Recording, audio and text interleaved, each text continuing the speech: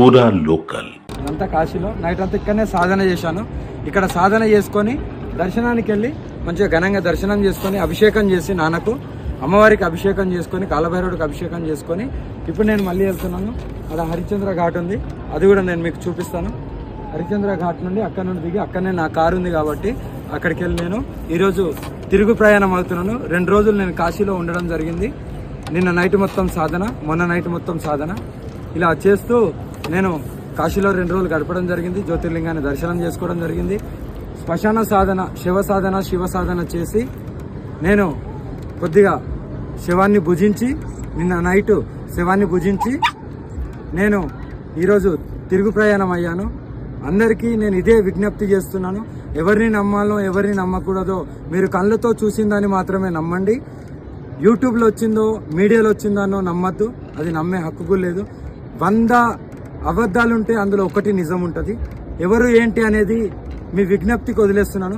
ఎవరు నమ్మినా నమ్మకపోయినా మేము ఇలాగే ఉండాలి. మేము సాధకులం కాబట్టి ఇలాగే ఉండాలి, ఇలాగే ఉంటాం కూడా. ఎన్ని అవమానాలైనా భరిస్తూ ఎంతమంది దాడులు చేసినా మేము వాటిని అడ్డుకుంటూ ఇంకా ముందడుగేస్తూ వెళ్తూనే ఉంటాం తప్ప ఎంతమంది విమర్శించినా ఎక్కడికి అయినా సరే ఎక్కడికంటే అక్కడికి సిద్ధం. ఇప్పటి నుండి నా పోరాటం చాలా కఠినంగా ఉంటుంది.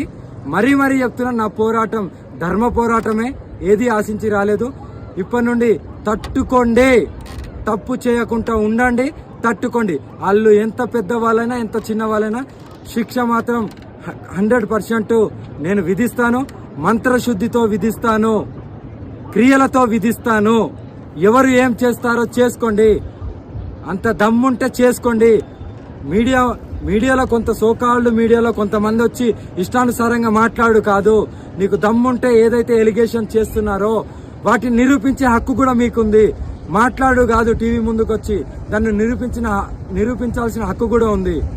కాశీ విశ్వేశ్వరుడు సాక్షిగా చెప్తున్నాను, ఎవరిని వదిలిపెట్టేది లేదు. త్వరలో నేను ఒక గుడిసెలాగా చిన్న ఏర్పాటు చేసుకుంటాను, ఆశ్రమం లాగా. అందులోనే కూర్చొని నా ప్రయాణాన్ని చాలా పెద్ద ఎత్తున చేయబోతున్నాను. చాలా అంటే నలుమూలల కాశ్మీర్ నుండి కన్యాకుమారి వరకు నా భక్తులు ఉన్నారు. అందరూ త్వరలోనే రాబోతున్నారు. పెద్ద ఎత్తున ప్రాణప్రతిష్ఠాపన, నా కారులో విగ్రహాలను ప్రాణప్రతిష్ఠాపన చేయబోతున్నాను. తెలంగాణలోనో లేదో ఎక్కడనో ఒక చోట భక్తులు ఎక్కడ ఇప్పిస్తారో అక్కడ నేను ప్రాణప్రతిష్ఠాపన చేసి నా పోరాటాన్ని ఎలా ఉంటుందో మీకు చూపించబోతున్నాను. నా నుండి మీరు కాపాడుకోండి. నా పోరాటం ధర్మ పోరాటమే. హర హర మహాదేవ్. ఎగ్వర్ దికావు బేటా. ఇదంతా కాశీలో మేము ఇప్పుడు ఉన్నాము.